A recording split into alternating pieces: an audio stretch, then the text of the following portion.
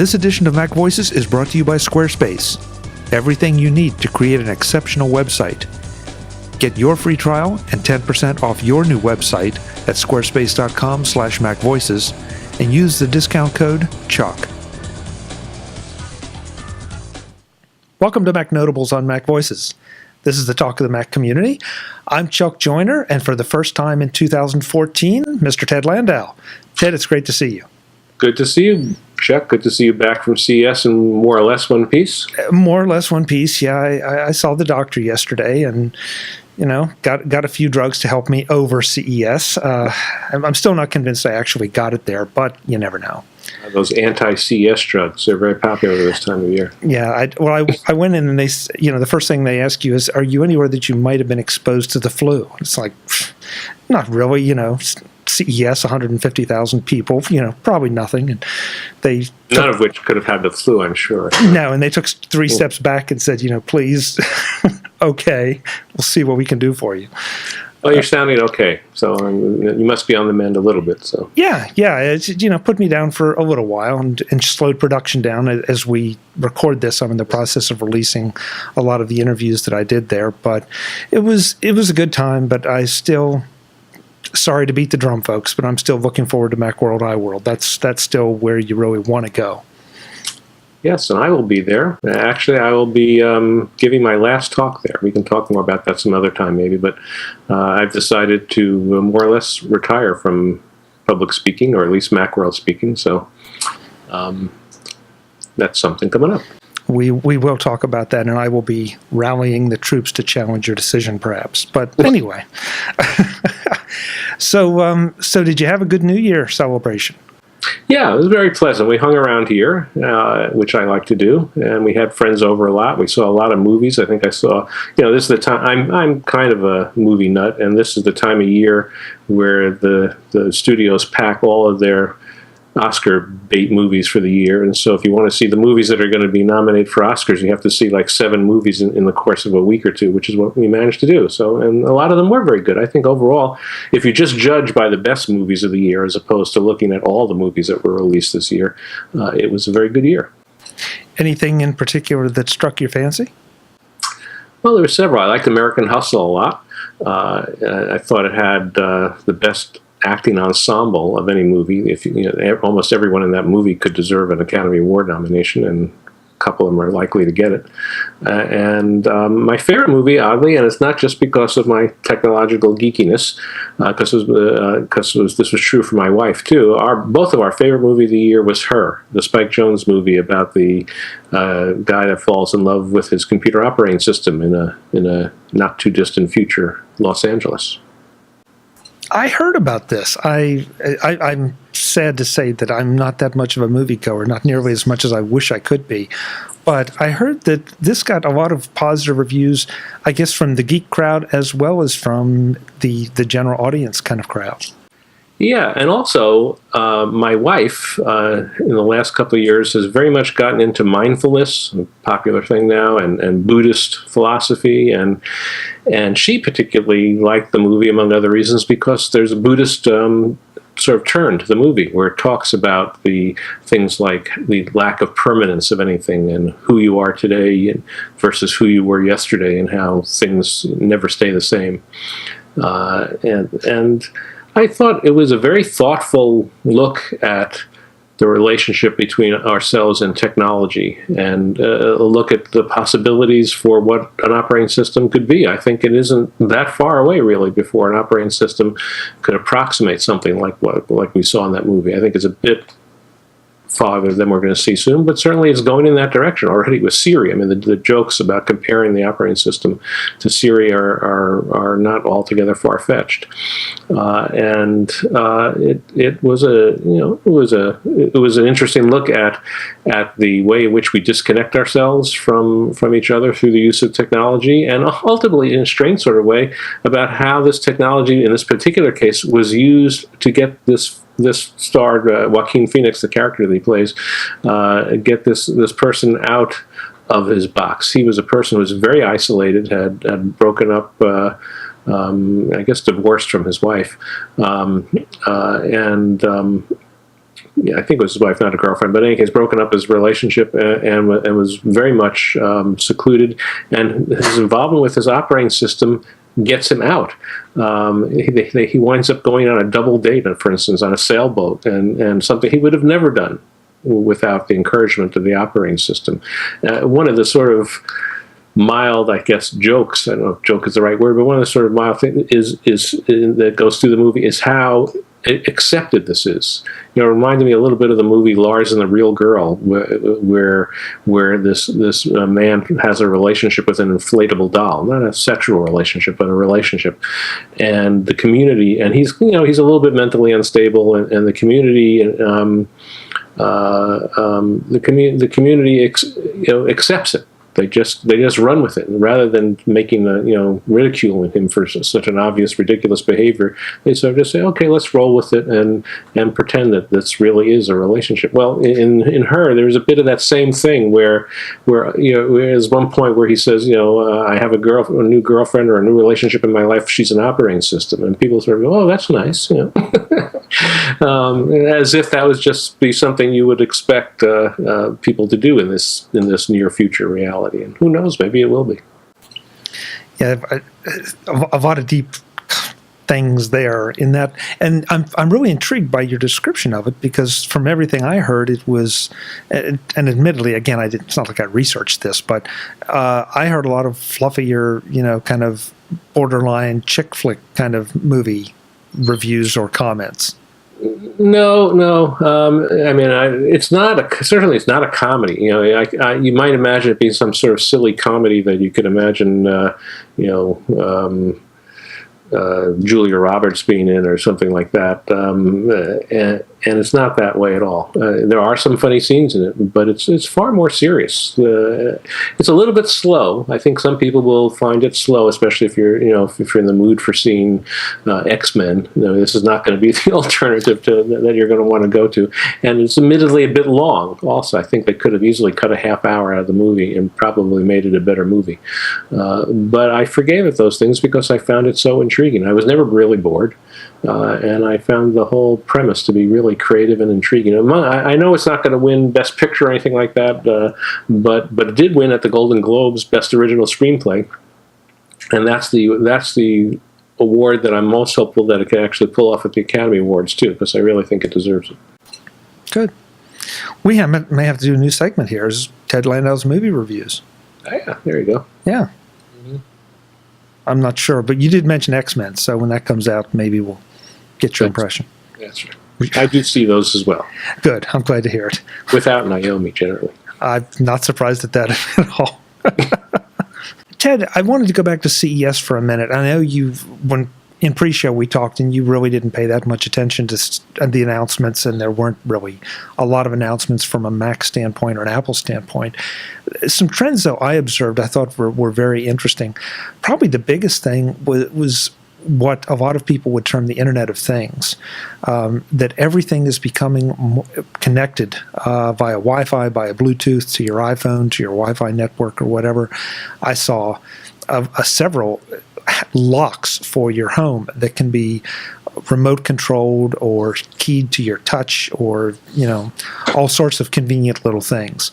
Of course, we have the Wemo, and we have all sorts of internet connected devices that can turn your lights on and off, turn your temperature up or down, control your fireplace, whatever. Is this just a natural evolution, you think? Is it just time for this, or are we just being marketed to just because it can? No, I think it's a major thing. I think 10 years from now, 20 years from now, we're going to look back and see that this was a transition point on exactly the topic that you're talking about, the supposed Internet of Things. But what I see it particularly as, back in the 70s, 80s, and 90s, when we were beginning our adventures with computers were something that you made it as your destination. Typically, there was a desktop computer in your office, and if you wanted to use the computer, you went up to your office or into your office and sat down and turned on the computer.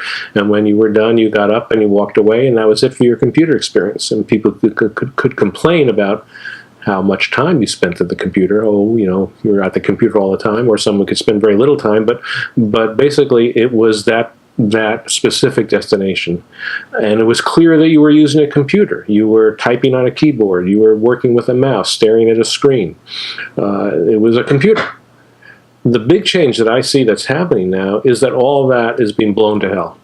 That you don't use a computer anymore as your destination.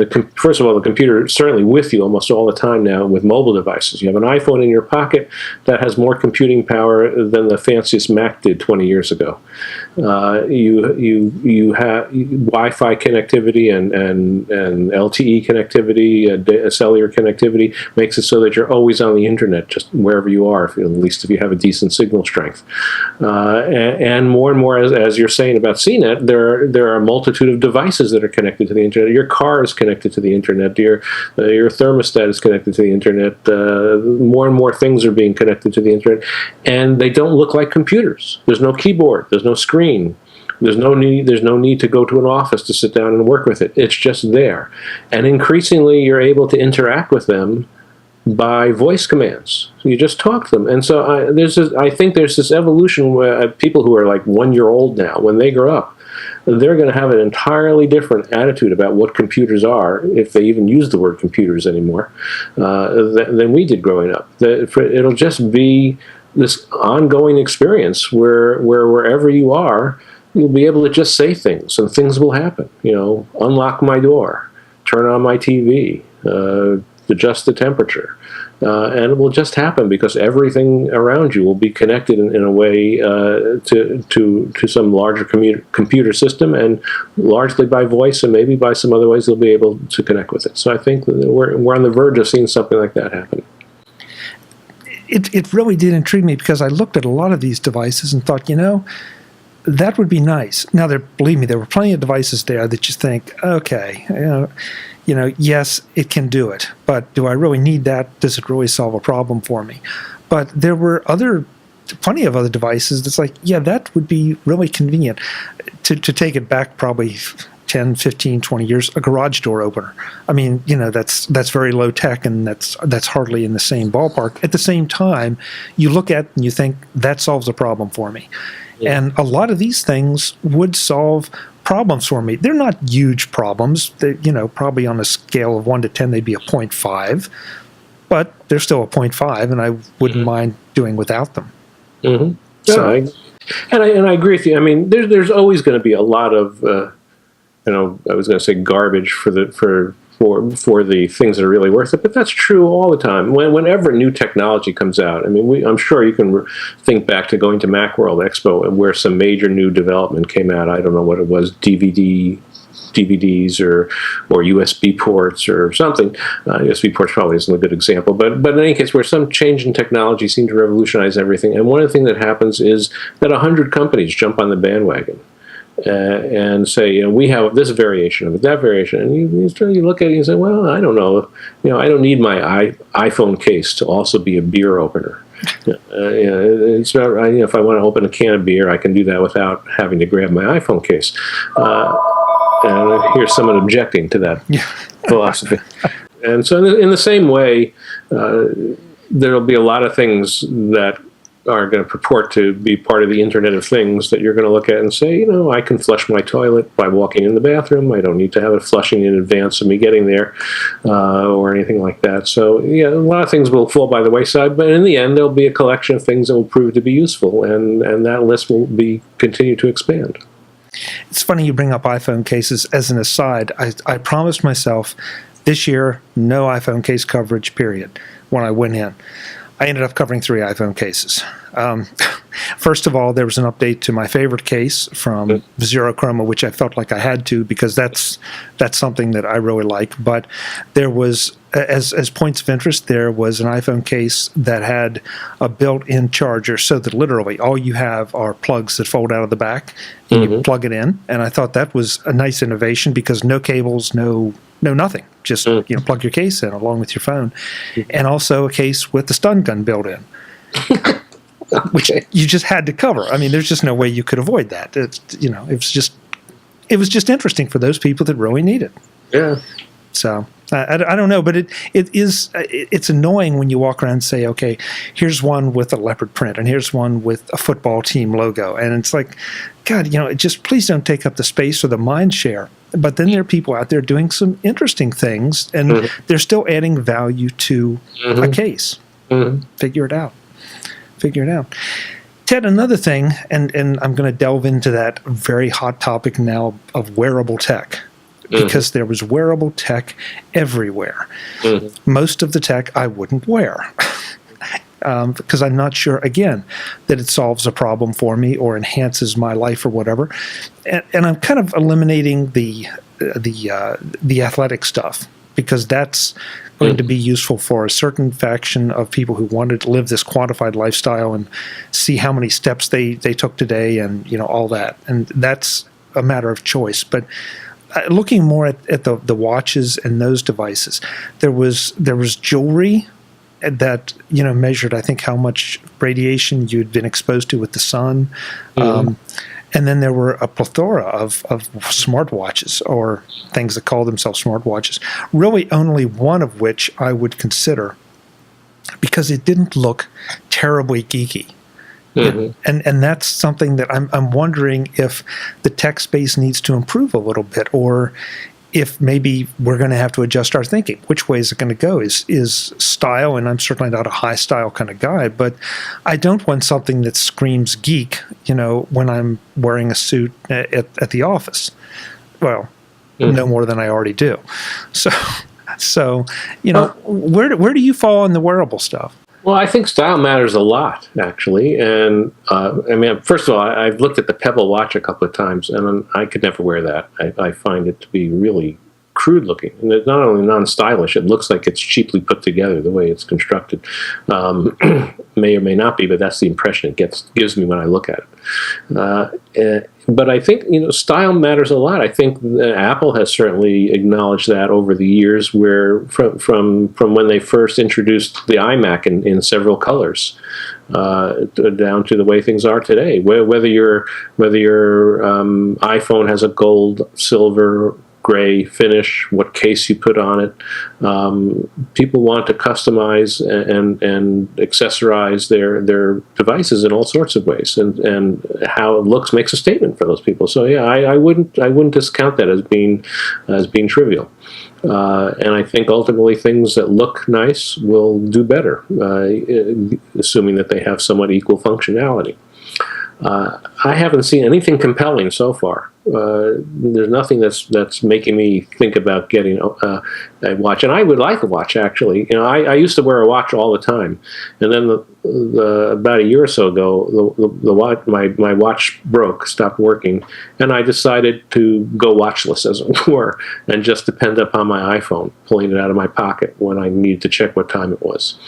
And then Naomi got me a watch for some occasion a few months ago, and actually I picked it myself, so I can't blame Naomi. But it turned out to be a piece of junk, even though it was made by Bulova. Because it kept breaking, and I used the lemon law rule. After I had to bring it back 3 times in a matter of months, I said, "You keep it, and I want my money back." And so now I'm without a watch again. And it's fine most of the time, but I enjoy, again, maybe it's because I'm older and I grew up with wearing watches all the time, but I enjoy having a watch and being able to look and check the time without having to pull something out of my pocket. And I can imagine that I would enjoy being able to access other functionality from my iPhone without having to actually remove the iPhone. If a text message comes, if a New York Times headline comes, to see what it says by just going like this rather than having to pull the iPhone out of the pocket, could be pleasant. And I can imagine other uses as well. So I could see, done right, where some iWatch type of thing that links to my iPhone could be something I'd be interested in. I can't imagine that I would want it, as yet another independent device. Where I can't imagine that I'm going to be having an iPhone in my pocket, an iPad in my backpack, and an iWatch on my wrist that all do the same thing. I can read Twitter on any one of them. I don't need 3 different devices to carry around that read Twitter. It would have to be something that sort of complements what I already have, rather than as an alternative. Because otherwise, if it was like either you're going to have an iPhone or an iWatch, but not both, I'll have the iPhone and there's no watch. But if someone says this iWatch will enhance how you use your iPhone and make it a more enjoyable, more productive, better experience, well, then I could be interested. And I'm hoping that Apple could do it right. Apple has a history of, as we all know, of going into a market and saying, here's how it's been done. That sucks. We're going to do it in a way that's actually going to work. And I'm hoping that Apple might be able to repeat that with the watch, but we'll see. I agree with you completely about the non-independence. I don't need another device, and I certainly don't need another data plan of any kind. Yeah.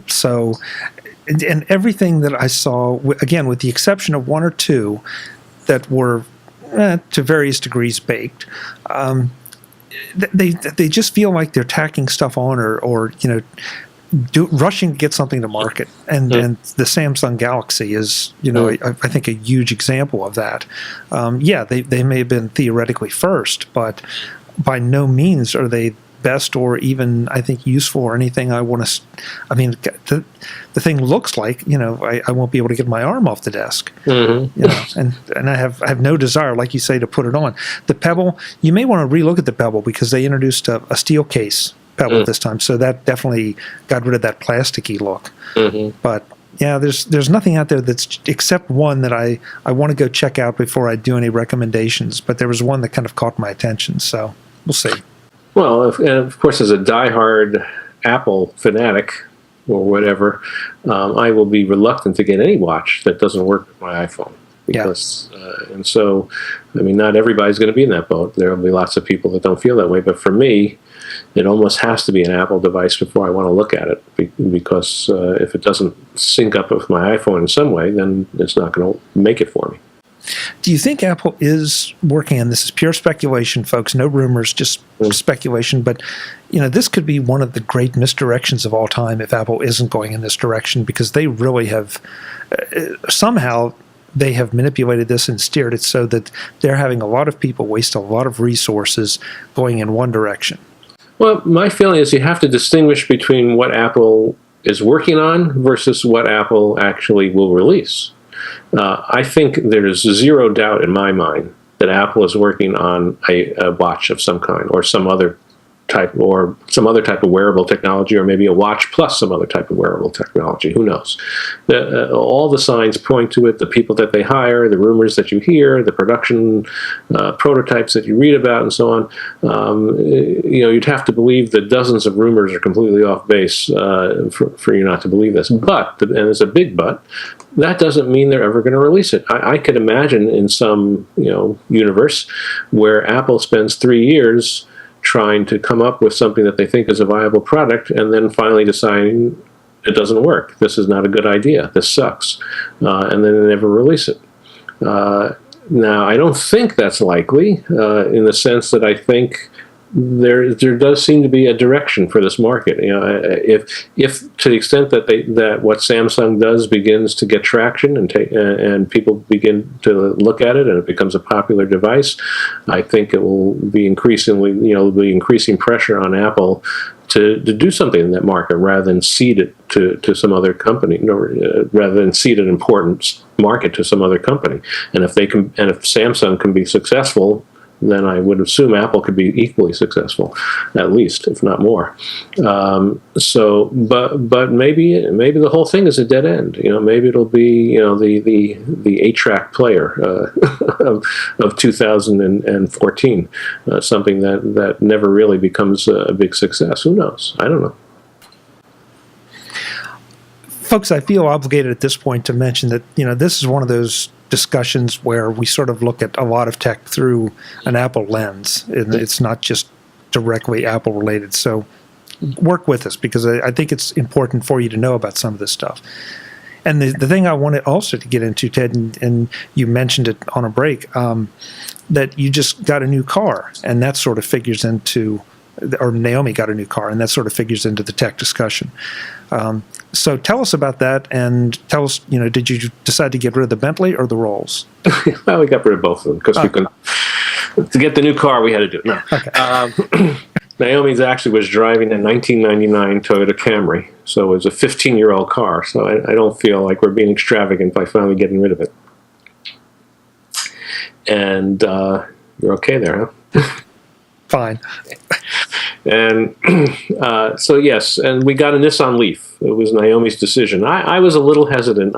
I felt that electric cars were not yet fully baked, as it were, and that in 2 or 3 years they were going to be a lot better than they are now. And I would not have personally rushed into getting one, but we decided, which is partly why we decided to lease the car rather than buy it, so that at the end of 3 years, if the electric EV cars are much better, we can just turn this one in for the much better one, which is what I expect will happen. I already know, for instance, that the mileage range, know in quotes, that the mileage range of the cars is expected to at least double, according to what we've been told, that by 2015, 2016, I think actually, that's going to happen. At least that's what the Nissan salespeople were telling us. So it is going to get better. In any case, we did get it nonetheless, and it's been working out fine for Naomi. We've had it for almost 2 weeks now, and a little over a week anyway. And Naomi has never once had a day where she needed more than the range that the vehicle provided. So for how Naomi drives on a regular basis, it's just great. And of course, we have a second car for when my car for when we need to go a long distance. She does complain, and this is from someone who is very much not a geeky technophilic sort of person. She does complain that it's like she doesn't feel like she bought a new car. She bought a computer on wheels. And she says just everything. There are very few moving. It is very much like a computer. There's very few moving parts left on an electric car, and it's all buttons and dials and screens, and things are changing. And there's and it's not. And unfortunately, this is one of the weaknesses, I think, of the system. It's not the operating system, as it were, of the car has clearly not been designed by Apple, or it's okay in most cases, but it clearly suffers from a lack of intuitiveness that it could benefit from. Like, for instance, the other day there was a Naomi. Somehow we had turned the navigation system on to direct the car to take Naomi home.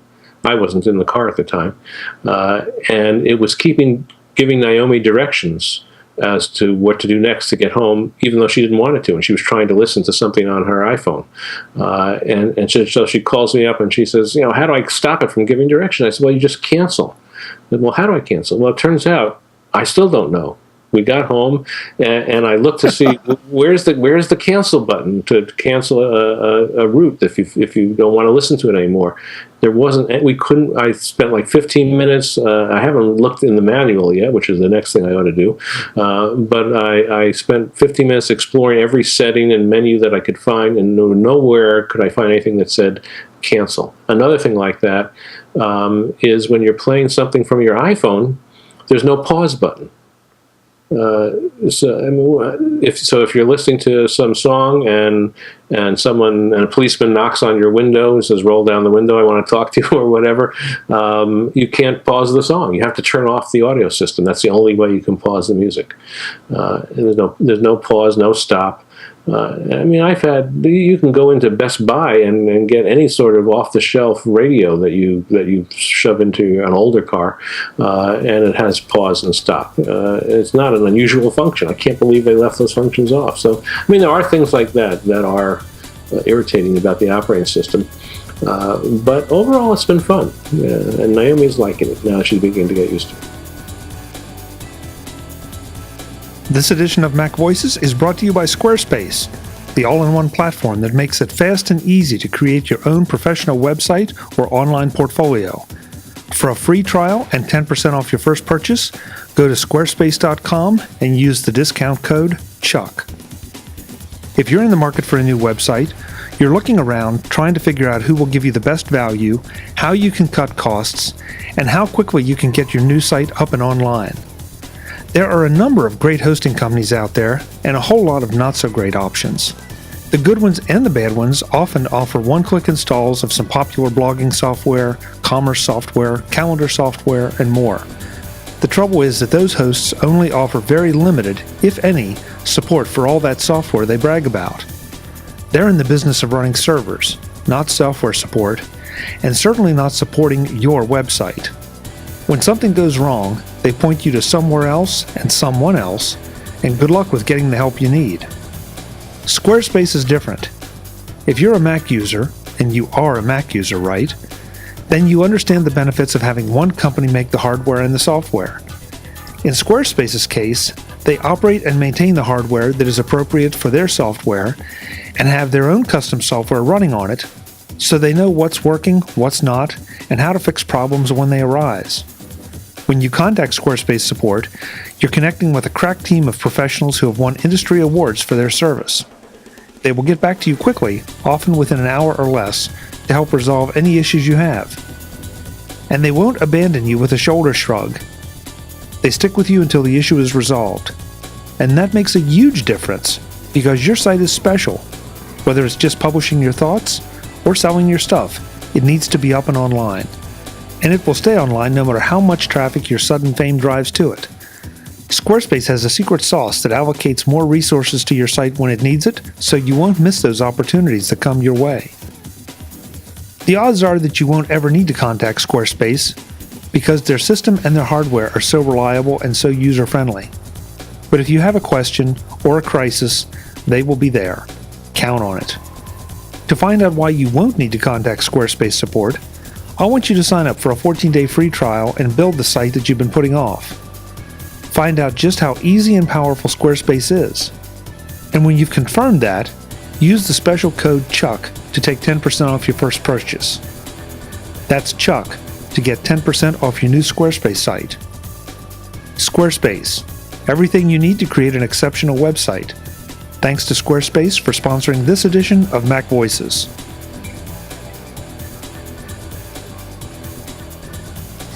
From a practical standpoint, I have to ask, no issues with going up hills, no issues with pickup. Range obviously is limited by battery life, but do you find it performs, not like a sports car, but it performs adequately?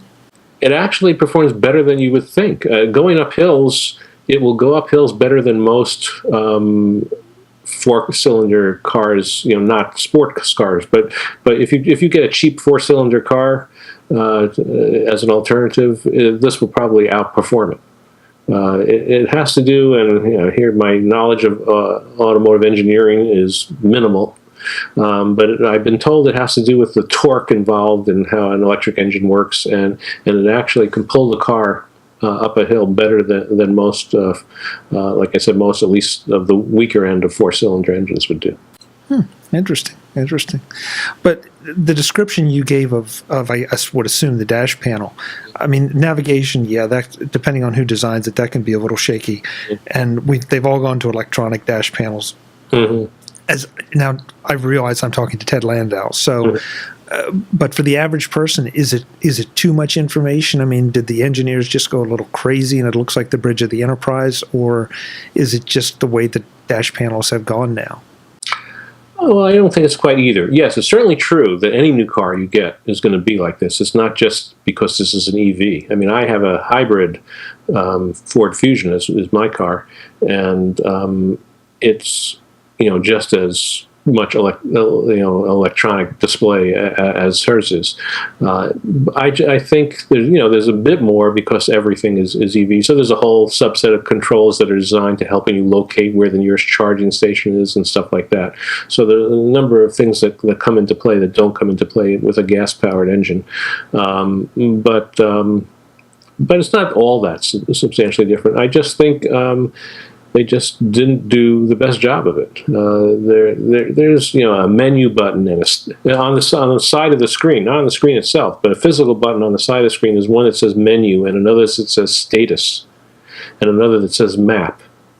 Now, which one would you go to find out some information about some destination? And then when you go to menu, there's a button that says settings, but there's also settings other places as well. And so trying to figure out where the information is that you want to find, it's like a spaghetti maze sometimes. So they could have done a better job. Still, early days, hopefully. Your comment, though, about it wasn't designed by Apple reminds me of something I wanted to get back to, and we got off on another side, Mm. and that is sort of the Internet of Things. But the Nest thermostat people have been purchased by Google, and everybody's in a bit of an uproar for a variety of reasons, not the least of which is security and privacy.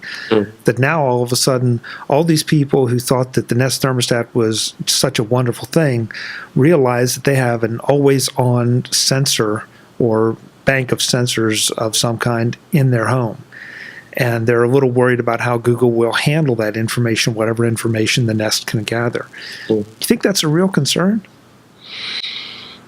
I don't know. Not right away, that's for sure. The Nest device hasn't changed, and I don't think Google is going to be doing anything that could be considered privacy invasion with the Nest device anytime soon. I mean, maybe 5 years from now it could be a concern, but 5 years from now it would be a concern anyway. I mean, whether Google bought Nest or not. I mean, 5 years from now, if it's within Google's interest and ability to make some invasion into your home, and start monitoring what's going on in your home, they'll find a way to do it, whether they buy Nest or not, I should say. And so I don't think this is any earth-shattering, groundbreaking, worrisome development all by itself. I think even if you ask people about it, it's not so much what's going to happen, certainly anytime soon, as a result of this, as much as it sensitized people to a possibility that they hadn't considered before. The Nest device is the same device today as it was yesterday. But suddenly people have started to think, oh my God, here's what could happen with a device like that. And now that a company like Google owns it, it becomes a more real possibility. I don't know. I've been doing a lot of thinking about it, and I guess if I go really paranoid, Google starts, or Nest for that matter, starts accumulating information on, how warm I keep my home relative to the outside temperature. So could I be, branded as an energy waster in some way, or not? I don't know. I mean, there's if you look at anything like this, I get there can be all kind of abuses of the information. It's hard to see though what other than that scenario what a thermostat could give them. But what else does it do? What else could it do? Well, it's interesting you raise that. I hadn't thought about that, but here's my response to that. I think we have to get used to the idea that information is going to be aggregated. We do have to worry about the privacy of it being associated with you, Chuck Joyner, or me, Ted Landau. But for instance, speaking of my electric car, up until the end of December, if you bought this Nissan Leaf at certain times of the month, you could get a free charger for your garage, the kind that will charge the car in much fast. 240 volt will charge the car in like 1/3 the time that the trickle charger will do. Normally Nissan would sell these for like $2,000, so you were including the labor of the installation, and so you would get like a $2,000 present what did you have to agree to in order to do this? The one thing that you had to agree to was that you were giving permission to the company to have the device send to the company information about your charging habits. And they said that the reason for this was they wanted to be able to get a picture as to where people were using the charger, how much they were using the charger, and this was going to help them among other things, in the planning for where they were going to put public charging stations. Because if it was a concentration of electric cars in this community, then it would make sense to put public charging stations in that community, and so on. And which seemed reasonable to me, and I didn't get one of those free chargers. I won't go into the whole story, but we didn't get the car until January, when the program was over. But in any case, I would have gotten one even with that stipulation. And I can imagine, for instance, at some point, Google saying, perhaps, we're going to be collecting information about how you use your energy, but it isn't going to be associated with you. It's going to be aggregated. We want to get an idea of, are people using, the electric company says you should do X, Y, and Z at night when electric rates are cheaper? Are people really doing that, or are people ignoring that advice? And blah blah blah blah. The electric company already does that, actually, and those examples with their smart meters that are also a bit controversial. But I can imagine something like that, some variation of that, saying that they want to be able to collect that sort of aggregate data. And I think all that's fine up to a point. I mean, and the point, of course, is you get concerned that while they claim this is anonymous aggregate data, can they really, if they wanted to, pinpoint you and say, yes, this is how Ted Landau is behaving, as opposed to this is how a million people in the Bay Area are behaving. And if you are paranoid a little bit and worry about that, then yeah, that's a concern. But if you can really be assured that you are not being targeted and that it is really being used just as an aggregate, I don't see a big problem with it. Yeah, and that's where the paranoid part comes in, because you're never sure. I mean, sooner, one way or another, it has to be attributed to you, even though it's going to go into a larger data stream. So, I don't know. Yeah, sorry. I certainly do see that targeting going on. It's not totally paranoid. I mean, Amazon really drives me nuts with their targeted ads. You know, where I go to a web page to look up some book, and then I'm on some entirely different web page the next day, and I see an ad for that book appear, you know, and I understand how that works, but it still just drives me up a wall. It's what the hell, you know? I want to be able to look at a book without worrying that Amazon is tracking it and targeting ads for me. But that's the world we live in. So. And that's a lot different than the world that we've lived in, and even relatively young people. I mean, they haven't lived in this world. They may be more comfortable with it. They may not have been as used to the other one, but it's something we don't have a choice if you're going to interact in any way. And, you know, it's interesting what you were saying about, you know, you had to agree to it. Yeah. So basically, you were willing to sign that and get a $2,000 benefit. What always cracks me up are these people that are so worried about their email addresses and their privacy this and their privacy that, and then they go to, you know, the local chain restaurant and, you know, sign up to our email list and you'll get, you know, a coupon for a free appetizer, and they will happily give their email address away for something that would cost them, you know, $2.99 any other time. That's right. It's absolutely, yes. Yes, I try not to do that. But backing up a little bit a second and getting back to movies, the movie Minority Report seems more and more like the present every day. I mean, there's a great scene in Minority Report where Tom Cruise is walking through a shopping mall, and there are LCD, LED, whatever screens showing advertisements, and the advertisements are targeted to him personally. Like, it'll actually use his name, whatever his character's name, let's say was Tom. They'll say, "Hi, Tom. You know, I see you're interested in getting a new razor." You know, and with the iBeacon technology that's beginning to emerge in Apple's devices, and the voice technology that we've talked about in terms of the Internet of Things, I don't think it's very far away before where you'll be able to walk around and have screens target ads for you. I don't know. It's certainly changing. It's certainly changing. I wanted to wrap up, though, and for the Apple-only people and give them something in this discussion. You recently were tweeting about a kind of unique crash you had, and I wanted to find out, because I didn't get to follow the whole thread, what you discovered was causing it. Hopefully you discovered what was causing it and how to fix it. Yes, and I will tell you in advance, part of the moral of the story is once again one that we have talked about ad infinitum, maybe ad nauseum for some people, which is the value of having things backed up. And what happened was I had some weird symptom on my computer. It seemed just like a temporary glitch where suddenly wherever I clicked on the screen, nothing happened. The cursor moved around just fine, but anything I clicked on was like it wasn't there. So I said, okay, no problem. Problem is to restart the computer. So I was on my Mac Pro, which coincidentally, the very day that, or the net, within 24 hours, I did a tweet where I said that I'm happily using my Mac Pro even though it's 5 years old, and I'm still using it and have no intention of replacing it.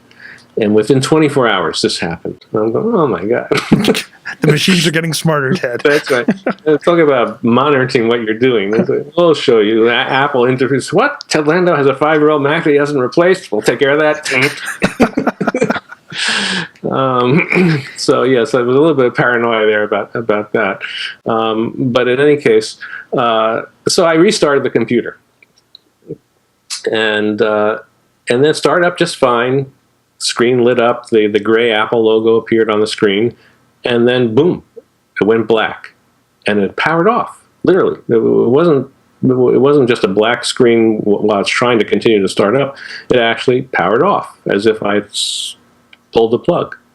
And so I tried this several more times, and each time the same thing happened. And so I tried a safe boot where you hold down the shift key to bypass things, and that didn't work either. So at that point, I mean, when something like that happens, where you can't get, it took about 15, 20 seconds into the startup procedure before it powered itself off. It never got very far.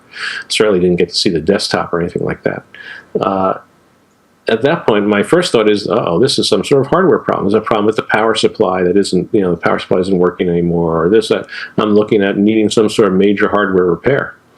So I assumed it was a hardware problem at this point, because when the power supply shuts off, that's what I'm thinking. And I'm thinking maybe I'm going to need a new Mac Pro after all, or a new iMac to replace the Mac Pro. It's a whole other story. But hello, Apple. So I tried one other thing. I tried starting up with the Option key held down, which then gives, if it works well, gives you access to all the bootable drives that you have attached to your machine. And I had several because of the backups that I maintain. For instance, I had a mirrored backup of the startup drive. And actually, my startup drive was an SSD drive, a solid-state drive. The backup wasn't, but one of the things I did when I set it up that way, which actually was working out quite nicely now, was that I had separated the system software on the SSD drive, because it was a smaller drive, and put my user home directory and all the data on a separate drive.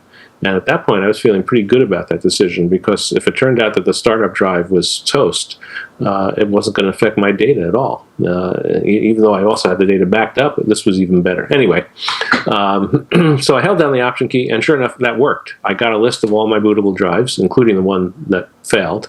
It didn't know it was going to fail at that point, I guess. So I started up from my backup startup drive, and that worked. That was the problem. So clearly, that told me that the problem was with the hard drive, not with a power supply or anything else. So then the question was the hard drive fixable? At this point, I'm thinking, well, maybe it's still a hardware problem. I'm going to need to buy a new SSD drive. Can't blame Apple for that, because the SSD drive didn't come with the device. That was something I added. So I ran Disk First Aid from Disk Utility, and it said there was a problem with the drive that was unrepairable. It failed.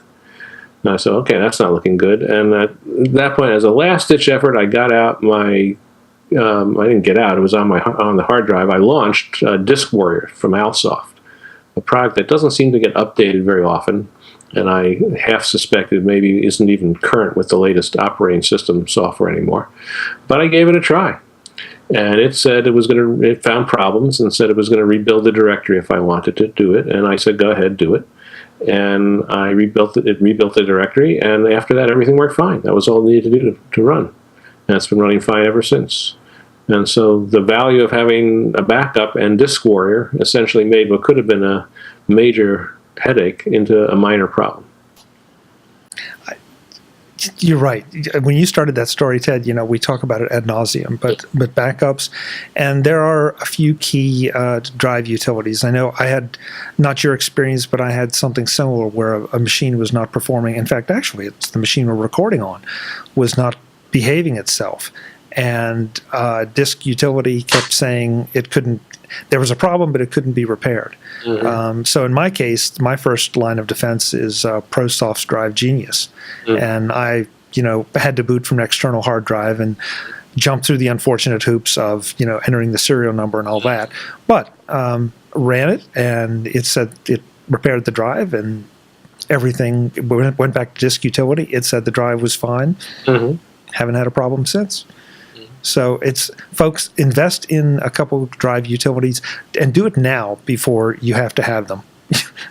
Have them in your back pocket, and please back up. Yeah, pretty standard advice. Yeah. The one hassle I did have, I'll add as a sort of postscript, is I also have a backup to the cloud via Backblaze, one of the cloud backup services. And as soon as Backblaze saw what had happened to my SARP drive, it said, "Uh-oh, there's some sort of mismatch here. You have to erase your entire backup and start over again." And which ordinarily wouldn't be a big deal, except as you can imagine, backing up all my stuff at the upload speeds of the internet, it takes weeks before the transition is complete. So now I'm in the process of spending the next few weeks trying to back up. And of course, when I let it roll, when I let it back up at a decent pace, it slows down everything else. So I either have to choose between slowing down the backup or slowing down everything else I'm doing. So that's a bit of an annoyance, but that's a minor one compared to actually losing everything. Yeah, that whole losing everything, that keeps you awake at night. Mm-hmm. So, well, Ted, we had a lot of topics tonight, and there are a few that we'll probably be revisiting. Who knows? Maybe next time, the way things are changing, but hopefully not. Hopefully we'll get back to some straight Apple on Mac stuff next time. Yeah, it's been fun the last few times, I have to say, because there haven't been specific things that I'm ready to talk about when the meeting time comes around, and I'm always thinking, well, what are we going to talk about? By the time it's over, I'm feeling like, oh, these were some interesting things to talk about, even if I do say so myself. But when directions I never would have guessed, and we had fun, at least for me. I had fun too, and once in a while I'll get an email from somebody that said, hey, it was good, but I kind of come for the Apple stuff. And it's like, this is all Apple stuff, because the devices we as MacVoices people, I think, consume on and integrate our technology with are all Apple devices. I want my TV to work with my iPhone, and I want my Mac to work with my iPad, and I want everything to connect together. And I can't say that I have that much experience with the other platforms, but the little bit I do, this is still a superior solution. It's still the one that I'd prefer, and I hope it's the one that everybody else prefers. Yeah, I feel we were talking around Apple, talking about iWatches and stuff like that. It wasn't like we've strayed that far away from the topic. And well, you don't want to be like Uber. You got me talking again. I was reading an article in the Times about Uber's surge pricing. Are you familiar with that? Where they there's a little postscript topic here. We thought we said goodbye, but I'm not quite done yet. Uber has something called surge pricing, where the demand increases, the price of a ride increases as well. And during a snowstorm, for instance, the price of getting an Uber ride jumped 11 times their normal price. And people were really upset about having to pay that much money. And Uber's explanation was that they're just matching supply and demand. They don't have employees that they pay. And so people can choose not to go out during a snowstorm. And so in order to incentivize the drivers to make rides available, that you have to pay them more. And that's what they're doing. And if they didn't pay them more, you wouldn't have a ride at all, because those people would choose to stay home and sit in front of their fireplace instead. But at one point they said, this is what made me think of it. At one point they said, if you don't like our pricing, choose something else. No one's forcing you to pick Uber. Which is a crasser way of saying it, but made me think of that when you were offering your apologies to people who didn't find enough Apple stuff here. I could imagine you saying, if you don't like it, go to a different podcast. That's not going to be what you're going to say, but that would be the Uber approach, apparently. Yeah, it's not my. I guess my approach is, I would like to open your eyes to some larger issues, and I'd like to do it through the lens of your Apple tech. And hey, if I've said it about every show, if this show doesn't suit you, try the next episode. But I really think you'll be missing something, and especially with some of the discussions of the larger stuff. And on the Uber, I can't help but offer an opinion, Ted. I kind of find nothing wrong with that. I think it makes perfect sense. I might say they need to put a ceiling on it at some point to say, okay, during a snowstorm, you can expect, a maximum of 10 times the cost or something. But beyond that, See, now you'll get me into the postscript rant of this world that expects everything for free or at super low cost. And the world just can't and won't work like that.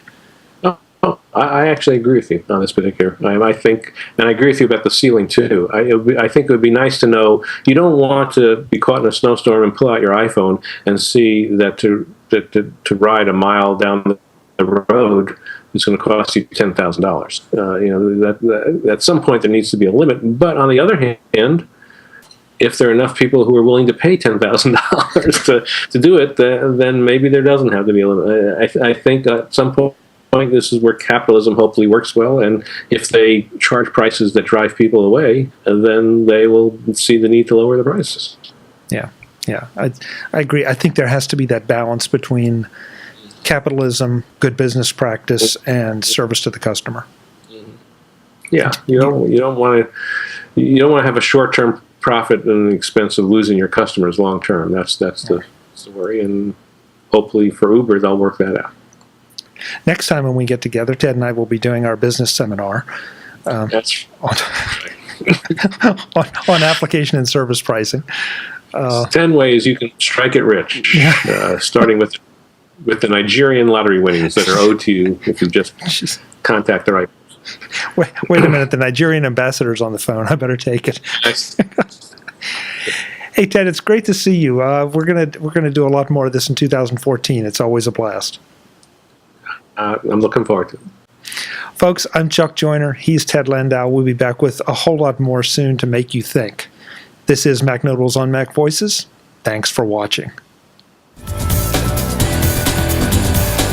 Visit MacVoices.com for links, show notes, to subscribe, to connect with Chuck on Twitter, app.net, Google+, Facebook, and LinkedIn. Subscribe to our weekly newsletter, the Mac Voices Dispatch, to stay up to date with all the latest Mac Voices news from our front page or at macvoices.com/newsletter. Advertising and sponsorships handled by Backbeat Media at backbeatmedia.com.